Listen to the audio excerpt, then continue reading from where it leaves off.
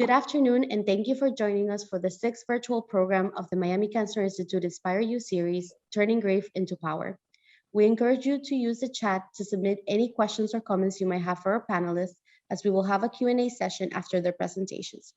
Now, without further ado, please join me in welcoming Dr. Michael Sinner, CEO and Executive Medical Director of Miami Cancer Institute. Dr. Sinner. Good afternoon, and thank you for joining us today. I'm Mike Zinner, CEO and Executive Medical Director at Miami Cancer Institute. I'm delighted to welcome you to our sixth virtual Inspire You program, entitled Turning Grief into Power. This series was created for patients, caregivers, and community members as a platform for inspirational and motivational guest speakers to share stories of hope and healing with those affected by cancer. Today, we are honored to have a panel of community members that, after suffering unimaginable loss, were able to turn their grief into powerful initiatives that are helping to raise awareness on the importance of prevention and research for pediatric cancers. Through their organizations, they support pediatric patients and their families in our communities going through the cancer journey. It is with great joy that I welcome back our first speaker. Born in Toledo, Ohio, and raised in Miami, Florida, Raymond Rodriguez-Torres has enjoyed a successful career as an executive for a variety of large global organizations. In 2007, Ray's then 4-year-old daughter, Bella, suddenly became paralyzed and diagnosed with stage 4 alveolar rhabdomyosarcoma. In his book, Why Not Me?, Raymond recounts the miraculous story of courage and strength as Bella overcame paralysis and cancer when it was never thought possible. Raymond and his family and their journey have impacted a nation, from funding pediatric cancer research to starting a social media movement. Since inception, the Live Like Bella Foundation, founded in Bella's memory, has funded over $13 million for pediatric cancer research, assisted 4,000 families in 48 states and 24 countries. Please join me in welcoming Raymond Rodriguez-Torres. Ray, it's you. Thank you, Dr. Zinner.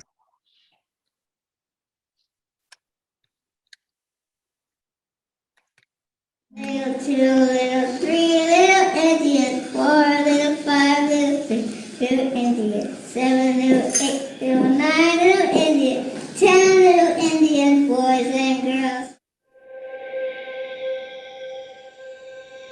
My favorite thing about my sister is her laugh, because it's like a funny cackle. If I could tell her something, I would tell her I love you.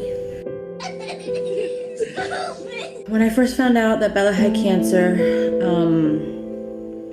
everything started spinning. My whole world stopped.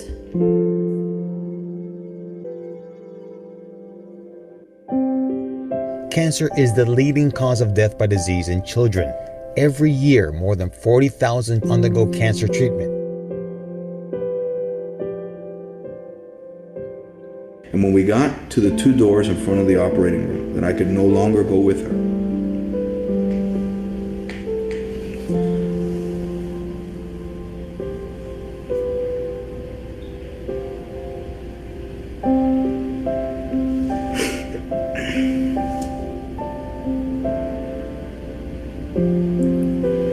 She looked at me and she said, "Are they going to hurt me, Daddy?" I said, "They're not going to hurt you." She took a deep breath, looked at all of the people around her and said, "Let's go." That was Bella.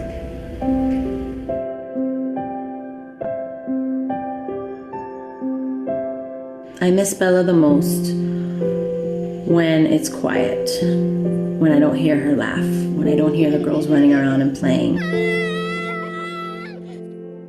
You know, so often in life we look at things and we have our own interests. We have our own busy schedules. And all of a sudden, you know, one little girl gravely ill, you know, looking at the possibility of death since she was 4 years old, brings people together in extraordinary faith.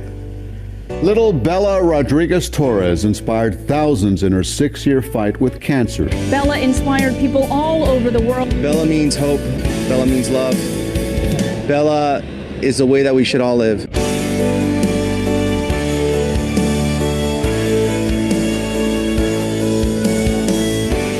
Bella captured the hearts of many with her unrelenting faith, contagious smile, and the extraordinary courage with which she battled this dreadful disease. Out of difficulties grow miracles, and thanks to a family relying on faith, surrounded by friends, not only the ones present this evening, but those on Twitter, Facebook, and all social media platforms, Bella's story inspired and has united millions around the world, creating a way of life, encouraging everyone to live like Bella, to appreciate the little things, to treasure the moments with the ones we love, to sing, to laugh and dance, from streets to bows, to athletes' shoes, billboards, parks, and even sectors of our county recognize the Live Like Bella mission to raise awareness and fight for a cure. My goal is to make pediatric cancer a curable and treatable disease. As bold as that statement is, as I sit here today, I promise that we will make that happen.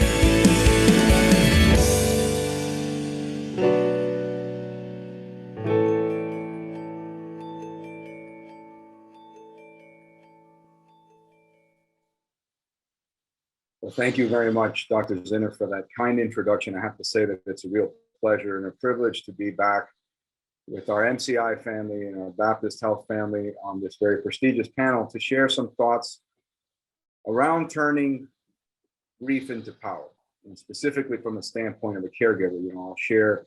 I've had the privilege of sharing Bella's story rather extensively, and specifically how Live Like Bella started, which is in essence what you were able to observe in that video. But I think specifically from the standpoint of a caregiver, it's something that is very important. And it's something that I never had the ability to discuss directly from that standpoint. And I believe that caregiver can be described very simply by equating it to the word love.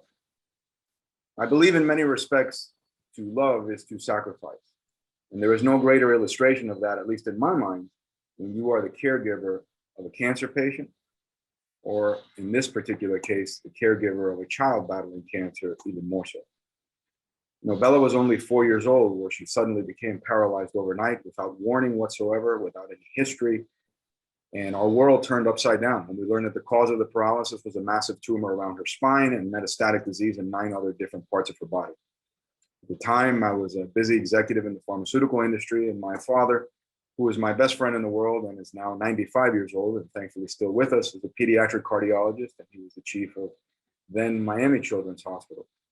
And we scoured the earth looking for options for Bella, only to find that the options were extraordinarily limited, and that her prognosis put her in the worst possible setting possible, and that she would likely never walk again. And she had a few weeks to a few months to live. And I can assure you that as a parent, there is nothing that can prepare you for words such as those. All of the questions that you begin to ask yourself and to look to the universe and to God for come back without answers. And yet, incredibly, in those incredible moments of dire grief and of great challenge, I am a father that can say that I learned extraordinary lessons from my child. I learned what the true definition of valor was. I saw selflessness. I saw an incredible desire to help and serve others, which in turn taught me, my wife Shauna, our family, and in turn the rest of the world what it meant to live like Bella. See, prior to Bella becoming diagnosed with cancer, she had been born with developmental delays.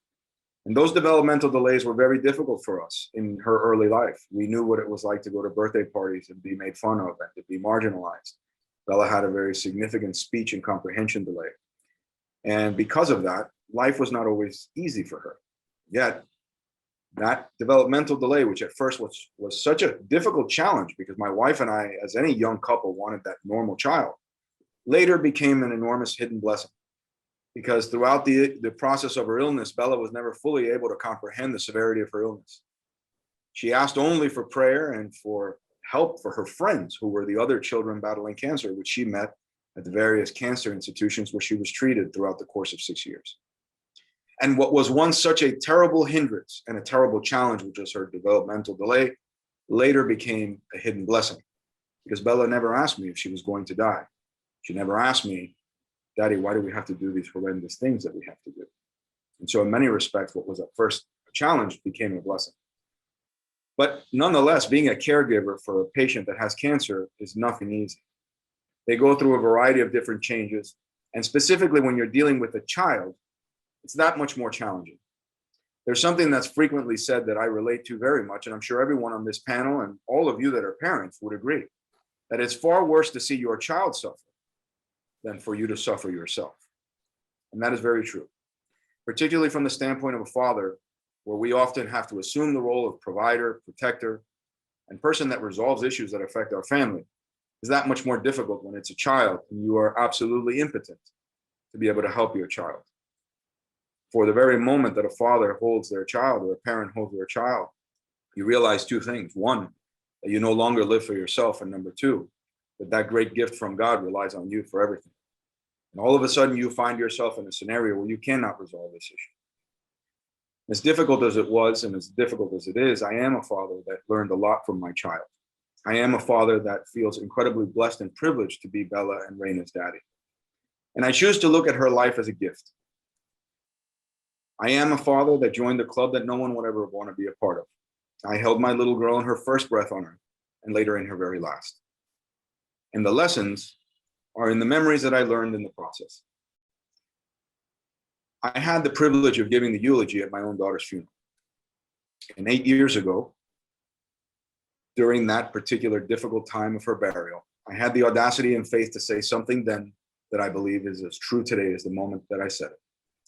And that is, when you read in the obituaries that Bella Rodriguez-Torres died, don't believe it, because she's more alive than she's been in her entire existence. And the proof of that has been in what's happened. As Dr. Zinner mentioned, on the night of Bella's passing, LeBron James and Dwayne Wade of the Miami Heat wrote #LiveLikeBella on their shoes during the finals, and it went viral. And a movement started to live like Bella, which for her meant to serve others. And so as a family, as a community, and with extraordinary partners like Baptist Health in particular, Miami Cancer Institute, we set out to start the Live Like Bella Childhood Cancer Foundation. And today, Live Like Bella, actually this year, surpassed $20 million made possible for pediatric cancer research and is operating around the world and across the US. I can assure you that while we have a very capable team at Live Like Bella, and I feel very proud of the work we're doing, we're not that good. I want to believe that that's Bella from heaven guiding us, inspiring us to continue to help others, and working with extraordinary partners like Baptist Health, and specifically Miami Cancer Institute, to help Bella's friends or the other children battling cancer have an opportunity to be treated and to find a cure. And so today, it's a great privilege to join all of you here today. I'm very happy to answer any questions of what it's like to be a caregiver, as well as Bella's history and story. And it's a privilege to join all of you today and the rest of this distinguished panel. Thank you, Dr. Zinner, very much for having me today. Thank you, Raymond. Thank you. Raymond, you know, I've heard your story and seen that video many times, and every single time it just brings a tear to my eye and affects me deeply. It's a remarkable and inspirational story of Bella's miraculous life and your career helping that. So thank you, Raymond. And to our audience, I recommend that if you do have questions, please put them on the chat. We're going to use them at the end in the open forum. And now it is with great pleasure that I introduce our next speaker, Marta Blanco, founder of Sophia's Hope. When her daughter, Sophia, was only 4 years old, she was diagnosed with an extremely aggressive form of non-Hodgkin's lymphoma. 8 months into her treatment, she suffered from heart failure. She was able to overcome this and live a full and meaningful life for several years. Unfortunately, the damage to her heart was irreversible, and Sophia passed away a month after her 13th birthday. In January 2013, Marta founded Sophia's Hope, those missions to help fund children's childhood cancer and the advances in treatment, raise childhood cancer awareness, and offer programs that enhance the quality of life of children living with cancer including newly diagnosed family kits, field trips to zoos, Miami, and equestrian camps for patients and siblings. Please join me in welcoming Marta Blanco as she shares her story and how she is fighting childhood cancer with hope. Marta. Hi, Dr. Thank you very much. Again, just like Raymond, it is an honor to be here today. As you mentioned, my name is Marta Blanco, and I'm founder and president of Sophia's Hope. But first and foremost, I'm mom to Sophia and Gabby. Sophia was born in March of 1999, and Gabby was born 16 months later in July of 2000. So in the early 2000s, I was your average stay-at-home mom, juggling home, kids, school, freelance work, and all the other things that we do. And then we get to December of 2003. When Sophia was almost 5 years old, she was a pre-K4 student at St. Thomas the Apostle and getting ready for the Christmas show. One weekend after being at a classmate's birthday party while I was bathing her, I noticed she had an enlarged lymph node in her left groin, which hurt when it was touched. I took her to the pediatrician the next day, and she was put on antibiotics sort of as a precaution because she didn't really have any other symptoms. However, a couple of days passed and the fever did begin and a relentless fatigue. And even after she was put on 2 antibiotics, after consultation with an infectious disease doctor, and blood work that showed that she had an infection and slight anemia, but that was basically it. Within a few days, she kind of got better, and I thought, yay, the fever broke, and whew, sigh of relief. You know, it isn't what I was really thinking, and knew deep down in my heart that it was cancer. I thought, well, no, I'm wrong. But a few days after that, she just got really, really pale and just lethargic and started vomiting. And after another visit to the pediatrician, we were sent to the hospital as a precaution, greeted by the infectious disease doctor, who told us that there were no rooms and that she had to go into the PICU. But it wasn't that she needed it. It was just that was the only place that they had available. And you know what, in the end, it was probably a blessing because really she did need the PICU. In less than 48 hours, Sophia was on a respirator. And then within, like, I think 3 days after that, she was then transferred to another hospital because she had to be put on another type of respirator. And then less than 24 hours after that, she had to be placed on ECMO, which is basically a heart-lung machine because her lungs were completely failing. Initial biopsy results were inconclusive. As we all know, with cancer, it is like the ultimate imitator, and it's very hard to diagnose. And I think with kids, it's even harder, and why kids are mostly diagnosed finally at stage 4 because they copy so many other things. But anyway, the biopsy was inconclusive. They had to do a lot of other work. And in the end, Sophia was diagnosed with anaplastic large cell non-Hodgkin's lymphoma with a small cell variant. And it was those cells that were actually infiltrating her lungs. Sophia started a year-long treatment protocol while on ECMO, which apparently hadn't been done before that. But what choice did we have? She was basically dying. And so whether it was going to make it worse or not, we had to give her something. And that's some of the choices that parents of children facing cancer, have to deal with. But we sometimes don't really have much choice. We just have to accept what's there and do it because it's the only hope that they have. We were lucky that as aggressive as her presentation was, her reaction to the treatment was just as aggressive. And so she responded very well to treatment. Within a few days, her lungs had begun to clear. And by New Year's Eve, she was off ECMO. And within a few days, was, off, the respirator and everything. She was in the hospital for about 5 weeks at that initial start, 3 in ICU. But once we got out of the hospital, it was just chemo every 3 weeks for 15 cycles and just getting used to your new normal. As Dr. Zinner mentioned, unfortunately, in Sophia's case, 8 months into treatment, she had her first bout of heart failure, which we, along with the oncologist, were hoping was going to be viral. Again, she responded well to treatment and she continued her chemo, which ended in December of 2004. After that, we started the regularly scheduled follow-ups with oncologies, PET CT scans with less and less frequency, as well as her cardiology follow-ups. And over time, she was weaned of all her cardio medications except for one. For almost 8 years, Sophia did live a very normal life. She went back to school, loved being a student, loved reading and learning, and was an excellent student. We traveled, spent time with family and friends, and she had a great relationship with her sister, Gabby. But in the end, the heart failure was not viral. And as many of you may or may not know, many of the treatments for kids and adults include a class of drugs called anthracyclines.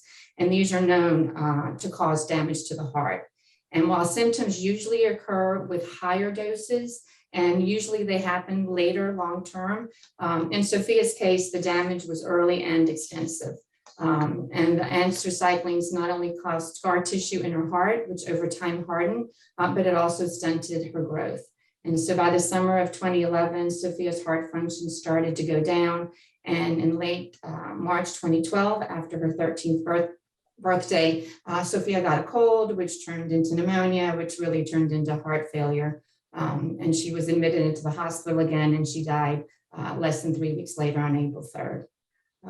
Sophia's hope was something that we originally thought was going to be something that Sophia and her sister would do as part of their, high school community service projects, all those things you need to do to get into college.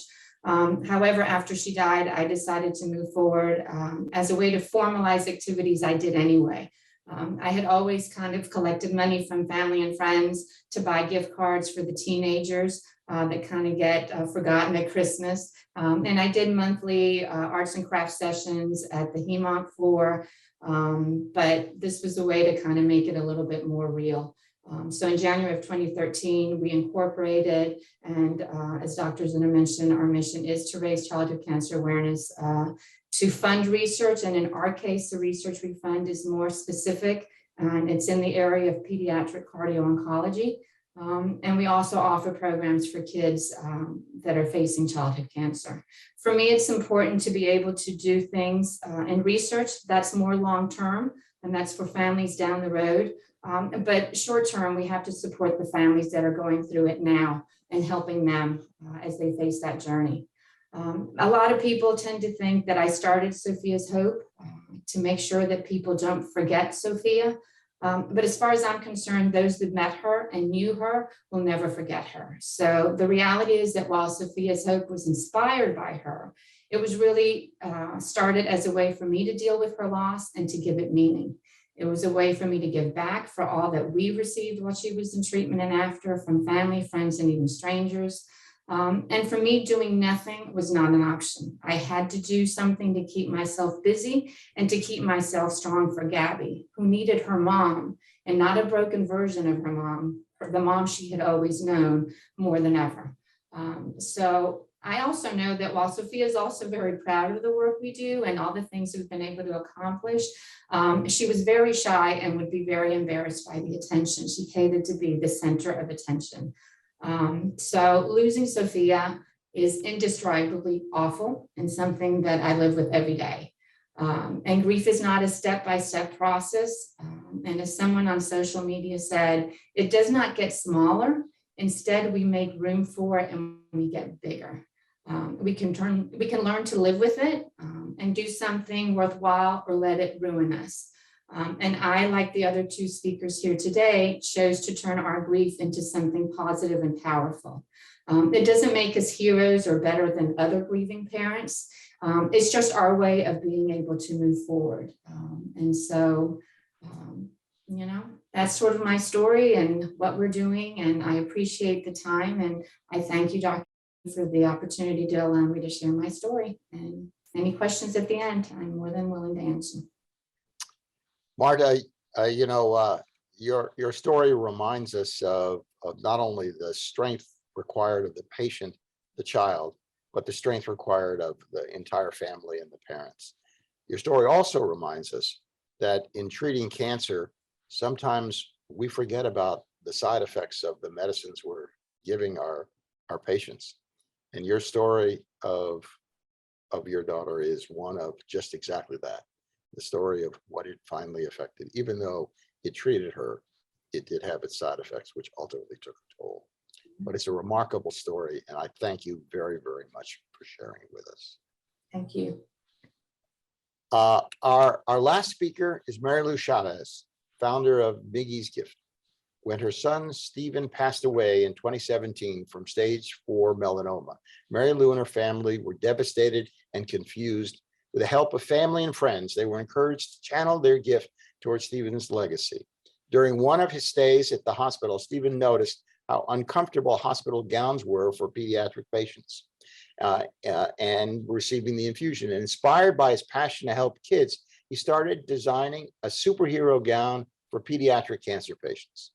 Quickly, the project took a life of its own and became Miggy's Gift, an organization that looks to bring hope, encouragement, and bravery to pediatric cancer patients and their families. And without further ado, please join me in welcoming Mary Lou Chavez.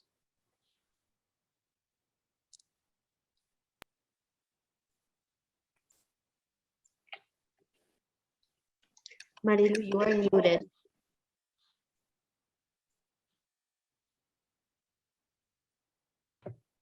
All right, can you hear me now? We can hear you. Okay, sorry about that, technology. Good afternoon, all of you, and thank you for having me. To my bereaved co-parents here. We are members, like Raymond said, of a club that nobody wants to be a member of, but here we are. Lin-Manuel Miranda wrote in his Hamilton play that legacy is planting seeds in a garden you never get to see. And that's exactly what happened with Stephen. Unbeknownst to Stephen, he planted the seed of Miggy's Gift while he was sitting in a hospital bed at Baptist Hospital. Stephen spent the best of the last 106 days of his life in the hospital. By the time that we knew what was happening, Stephen was metastatic stage 4 with 106 days to live. He had been diagnosed with a melanoma 2 years prior. It was a mole in his back that had been removed, and he was put on a protocol of come see me every 3 months for observation. After 2 years of come see me every 3 months, which he religiously did, he basically was given the green light that you dodged the bullet, and from this point forward for the rest of your life, you need to be seen twice a year because you were a melanoma patient.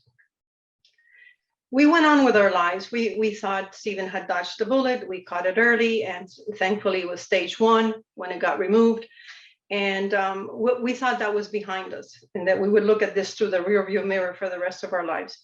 Moving forward 2 years later, on a weekend that we were away, Stephen called me on the phone at 6 in the morning and said that he had been severely throwing up all night long and he felt really bad. Initially, I thought that it had been food poisoning, and I told him, just take some Gatorade, sleep it off, you'll be fine tomorrow, and I'll be back in Miami tomorrow. Well, tomorrow ended up being a hospital visit through the ER at Baptist Hospital. Within 12 hours of arriving there, the ER physician came into the room with a very concerned look in his face, and he basically said, we need to admit him, and tomorrow morning we're going to have a full body PET scan. Something was terribly wrong, and I knew at the moment that we got taken up to the Clark building 5th floor. When the elevator door opened and I saw on the wall a sign that said that it was a cancer floor, I looked at my husband and I was like, whoa, why are we here? I was so in denial at that moment of what was happening. But at 7 a.m., they wheeled him into a full body PET scan, and lo and behold, the nightmare was about to start. He was metastatic stage 4 with melanoma in his lungs, bones, omentum. It was, a parent's worst nightmare. At that point, the only options we had was to put a port in his chest and start immunotherapy as soon as possible. Within 2 weeks, Stephen had started his first immunotherapy infusion, and he was to have that every 3 weeks for a total of 4 sessions. And then there was going to be another type of immunotherapy taken orally. Stephen never finished the treatment. He was too ill, too advanced, and within 106 days, he had passed away. But while he was in the hospital, Stephen was a very creative and innovative young man. He had a degree in video game design, and he had an artistic part of the brain that was very active. He kept complaining about the hospital gowns. It didn't have pockets. It was open in the back. He couldn't walk down the hallway without his underwear being shown. And he just kept on and on and on about how uncomfortable the gown was. Plus, it didn't have access to the port. He would have to take the whole flap off so they could access the port for lab work and what have you. So one night, he and I started talking about, what about designing a hospital gown for kids that are going through cancer treatment? And he was all over that idea. My purpose at that point was just to keep his mind occupied. I mean, Stephen was 29 years old. He was an adult. He fully understood what was happening. He was on Dr. Google all the time, looking at, his prognosis and all the treatment that he was receiving. So it wasn't like I couldn't camouflage that for him like you can a child that's 9 years old. So to keep his mind occupied, we started drafting the ideas of this gown, which he eventually came up with. The gown should be crisscrossed in the front so that the underwear doesn't show when you walk down the hallway. It should have a superhero cape because he was very much into superheroes. In fact, Spider-Man was his superhero. The gown would have pockets so that you could put either toys or a cell phone or something that the child would want to stow away. And the gown would have access with two little pockets here that would open up and have full access to a port, whether it was right chest port or left chest port. So I did a sketch of that gown and I folded it and put it in my purse. And basically I would tell him at night, you got to get well, you got to get better, we got to get home, we got to get busy, we got to put this gown into production and manufacturing, which I knew deep down inside that would never happen because I was told by the doctors that Stephen had weeks, maybe months to live. So when Stephen passed away, we quickly learned of a secret life that Stephen had. And I don't mean that in an ugly way. Stephen had a second life, a hidden life that was quite beautiful. In a way, it was angelically placed into this earth, doing very interesting things for others, but kept it secret from the rest of the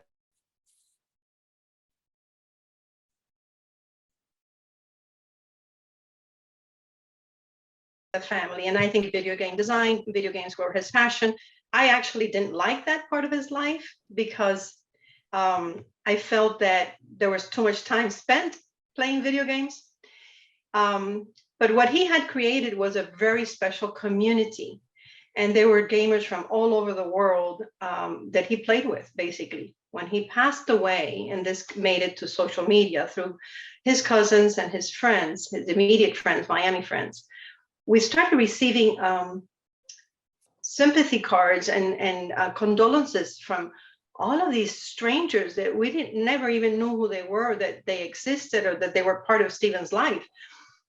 And came to life a secret world that Stephen lived in, which was this community that he had formed, and all the work, all the philanthropic work that he was doing to help others.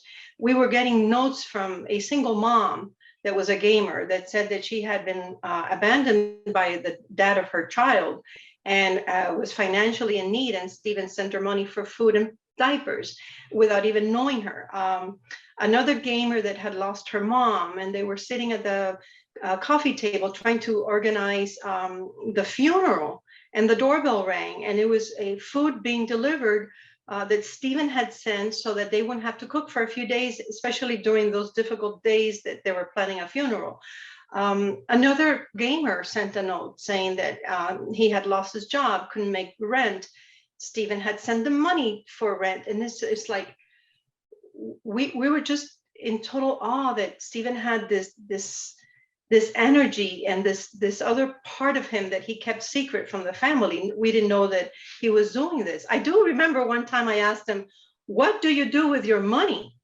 And he said to me, don't worry, Mom, I'm not in drugs. And I said, I know you're not in drugs because I would be able to tell if that was the case. But what do you do with your money? Because he really kind of spent his money.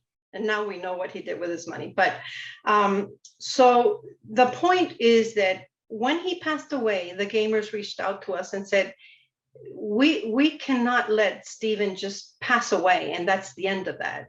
We need to have something that we can do moving forward, and the legacy that he left about you're your best self when you're serving others. That's basically what was the way we describe Stephen. The best version of Stephen was helping others.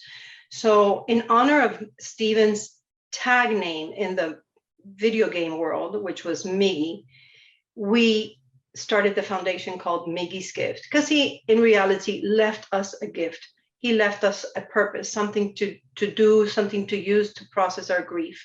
So we started Miggy's Gift, which has several components. First and foremost is education of melanoma skin cancer, which is gravely underestimated and gravely misunderstood. A lot of people do not understand that, you know, your skin is the largest organ in your body, and that it's not just about removing it from your skin, that you can actually get metastasis, and it's a very, very aggressive type of cancer. So we are committed to educating our community, young families with young children, because we know that exposure starts at an early age and it's cumulative damage. So we are very focused to go to places where young adults and families with young children do, especially outdoor activities, to educate about skin cancer.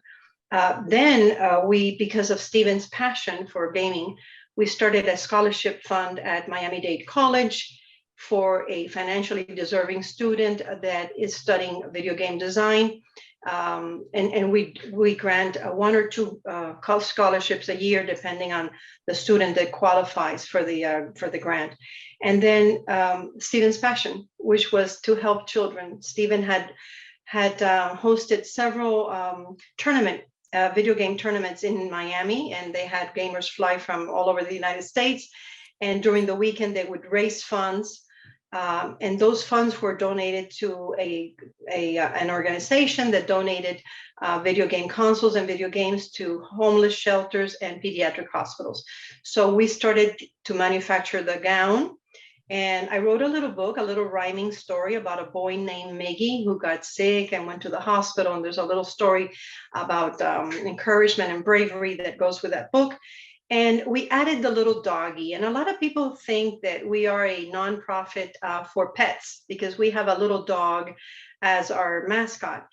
That little dog actually was Stephen's dog. You know, he had a little black and tan Dachshund that he absolutely loved. And we know deep down in our hearts that he would want his doggy to be part of this. So we added the little doggy as our logo.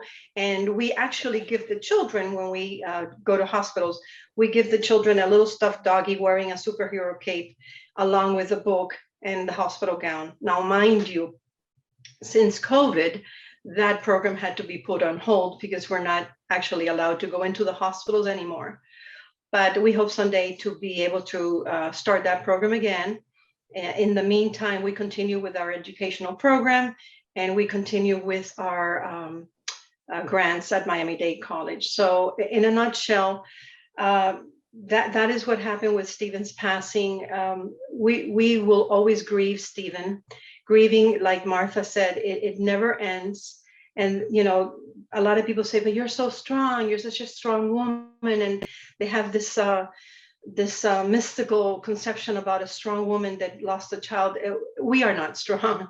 Nobody witnesses when you're on your knees in the shower, you know, longing for your child. We are not strong. We're just trying to do something to make our children proud of us, to make sure that we can eliminate the pain for another family by education and for prevention, cancer prevention, and just trying to survive day by day. That's all we do, try to survive. So thank you for having me as part of this panel. And I hope that the caregivers that watched could learn a little bit, you know, from each one of the parents that spoke today. Mary Lou, thank you so very much for sharing your story. Your story of Stephen just tells us so many things about him and you and your family, but it also reminds us about melanoma and how living here in South Florida, particularly with our sun-drenched community, the, the, the concern about melanoma and any pigmented lesion, frankly, is very important.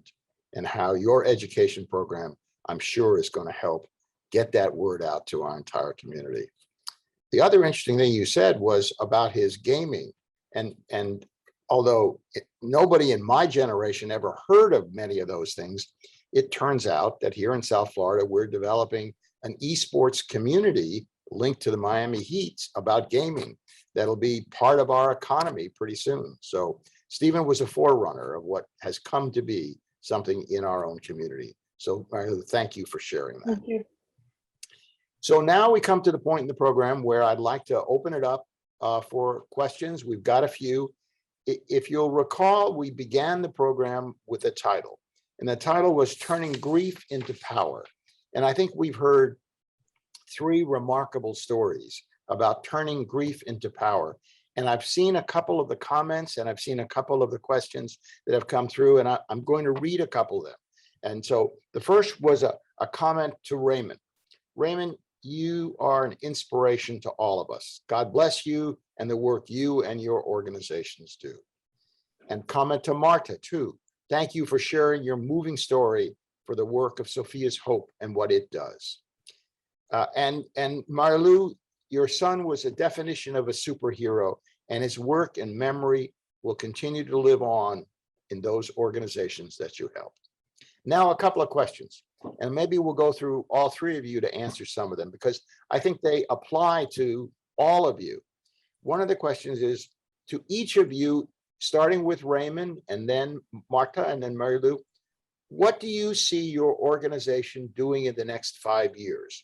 What do you hope to accomplish? Raymond, we'll start with you. Well, foremost is continuously trying to alleviate the extraordinary weight that is suddenly placed on the unsuspecting family. When you have a child that's diagnosed with cancer, it stretches every fiber of the family unit and of the individuals within that family unit, from your finances to your faith to your marriage, and on and on and on. And so alleviating that burden to the best of our abilities is something that will continuously happen. But in addition to that, from a standpoint of treatment and ultimately discovering cures and accelerating cures, is now moving a lot of basic science research, a lot of translational bench research into the clinic. And that's one of the things that I'm very excited about. You know, as we heard in Sophia's story with the cardiotoxicities that developed because of her treatments, and when we heard about, you know, Stephen's particular story with regards to melanoma, I'm very happy that of the 32 clinical trials that are currently ongoing funded by Live Like Bella, we have trials in both of those scientific areas that have shown significant promise to the degree that both have received follow-on funding from the National Cancer Institute. So that is very significant from a scientific standpoint, but it's far more significant from my standpoint to be able to see it to go from the laboratory into the clinic and start positively affecting the lives of children that are currently undergoing treatment. So that's where I'd like to see things evolve within the next few years. And I'm very excited with that. And I'm very hopeful for the future. Marta, could we hear from you?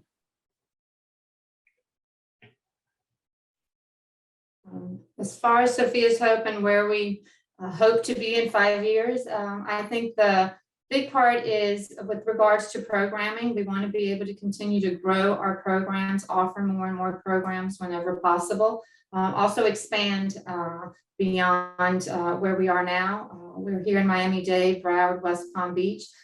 We'd like to be able to expand to other areas and offer all our programs.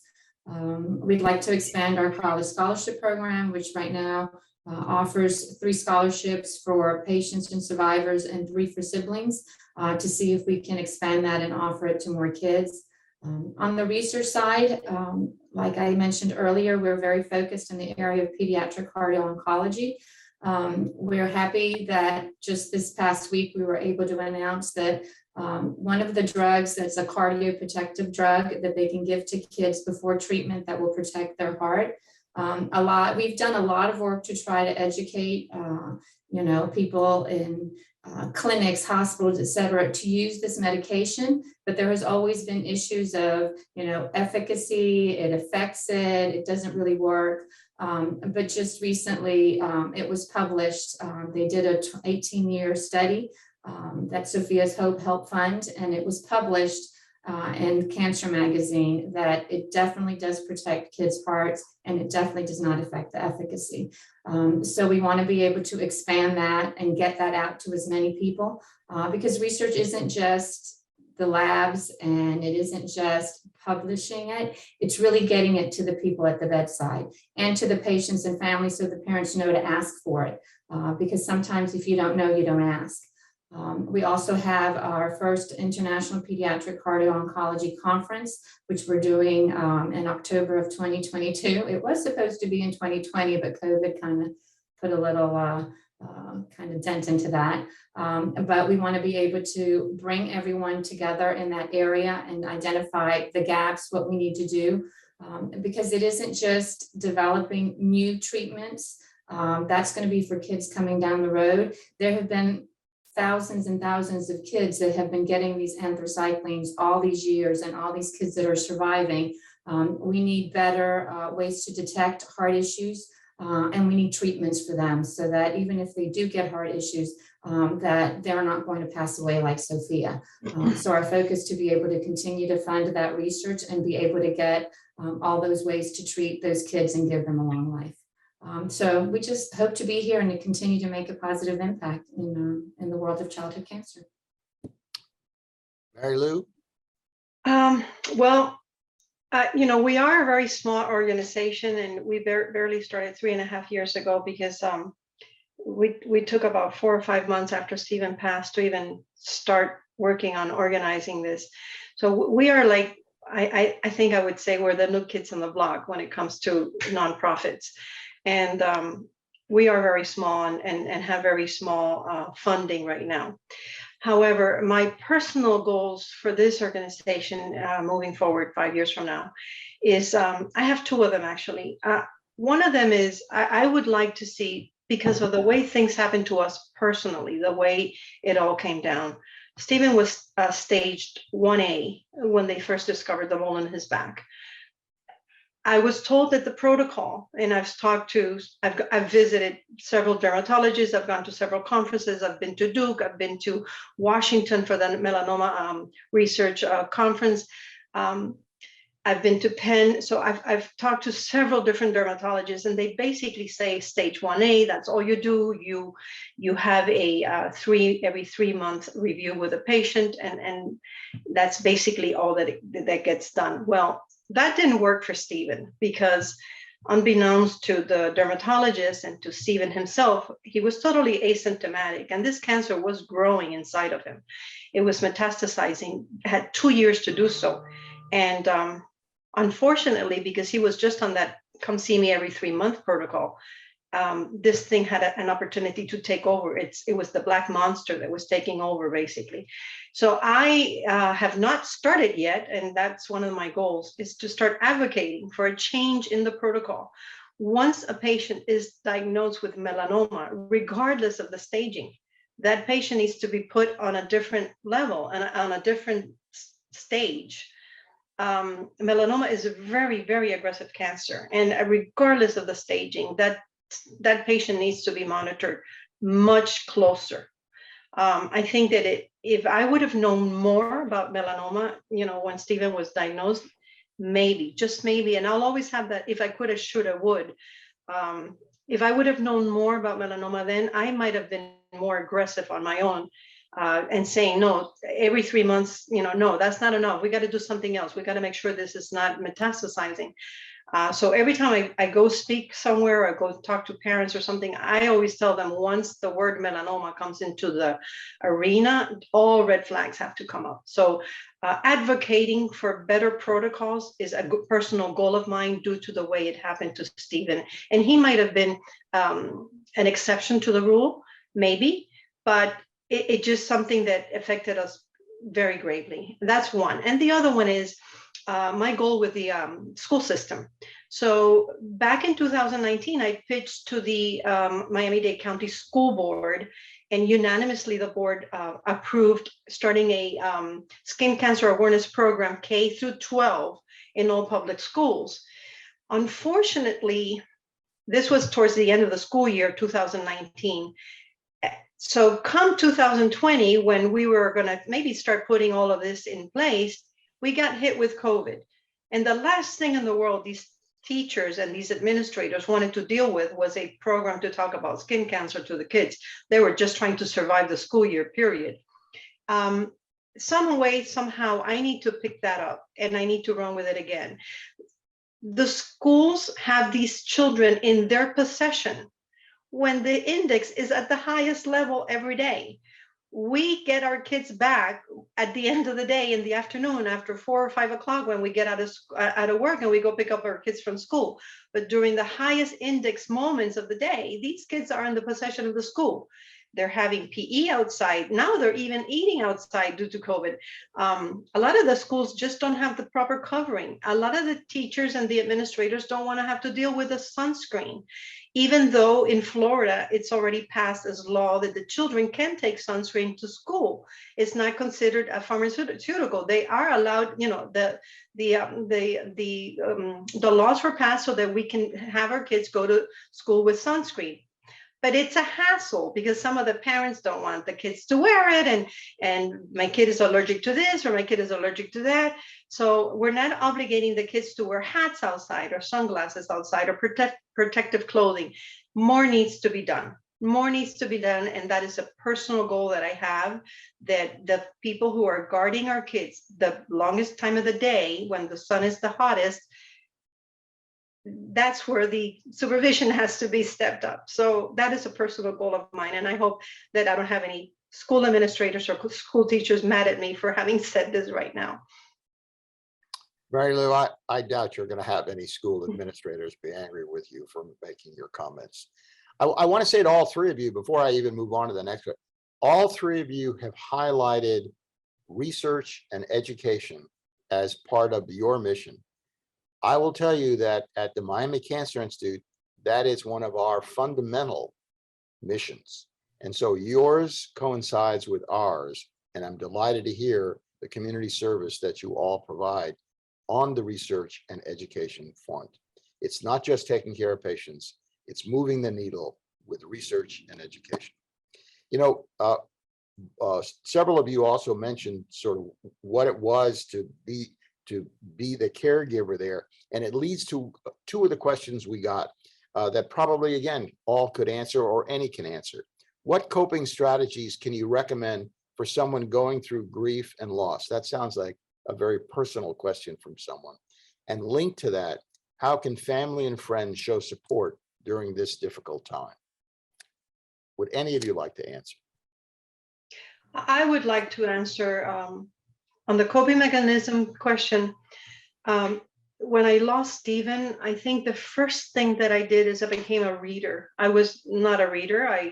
I suffer from ADD. So when I would pick up a book and I would start reading 2 sentences in, I would forget what I was reading. But I picked up reading as a way of keeping my mind distracted away from, you know, the pain and suffering that I was going through. And I think I've read so far, year to date, since I lost Stephen, about 20 books on grieving and loss and moving forward from that. I think I was doing it to try to find the magic answer. And I came to the conclusion there is no magic answer to grief. There is no magic answer to loss. We all grieve in a different way and we all process our loss in a different way. But it did help me learn about other families and other people who have lost a loved one and how they dealt with it. So I did pick up on reading. A lot of reading helped me a lot. On the family and friends question, I would like to say that we live in a grieving, illiterate world. Our world and our society does not know how to deal with grief and how to deal with people who are grieving. I think a lot of people think if they don't mention the name of our loved one, that it's better because that way they're not going to be hurting us or reminding us of something horribly that happened. It's the total opposite. When you have a person that's grieving, the best thing you can do is talk about the loved one. We want to hear their name. We want to hear their stories. We want to hear their anecdotes. And And also the cliches, the little, oh, he's in a better place, or, God needed an angel, or that doesn't help at all. No, he's not in a better place. There's no better place than home with mom and dad. And God did not need another angel. Heaven is full of angels. He didn't need another one. So those little things that people say, they mean well, but they really don't help. The best thing you can do to a grieving person is sit by them. You don't have to say anything. Just sit there and hold their hand and let them grieve. You don't have to say anything. So that's my answer to those questions. I have to, if I can, I have to agree with everything that Marilu said. A lot of people, you're not going to remind us that our child died and that they're not here. On the contrary, you bringing them up and sharing stories, we may cry, but there's nothing wrong with that. And, it'll happen, but it's a good kind of cry. And it helps us. Talking about them normally, when you're together and things coming up, a lot of times you're made to feel like it's taboo to mention them. And you know what? Sophia's a part of our lives. She always was and she always will be. She's part of our history. And so being made to feel like I can't talk about her is something that I find completely unacceptable. And so I talk to her naturally and normally, not talk to her, I talk about her naturally and normally. And yes, people don't know what to say. And so a lot of times, rather than maybe just being quiet and being beside you, they say things that just make your skin crawl. If I had money for the number of times that people said things to me that I just was appalled at, I'd have a lot more money going towards Sophia's Hope. People don't know what to say. And just saying, I love you and I know you're in pain. What can I do to help is enough. And the platitudes, yes, it was God's decision. We don't understand his plan. None of that really works. And in some ways, sometimes can make people angry. And people do grieve differently as spouse, from a spouse to spouse thing. I'm very different from my husband. My husband went the Marilu route and he read every book on grief he could possibly ever get, just all these things looking for answers. There is no answer. Life by definition is difficult and everyone has a cross to bear. Everyone is going through something. Ours in some ways, I don't feel I have the right to say ours is the worst, but it's right up there because it's really tough.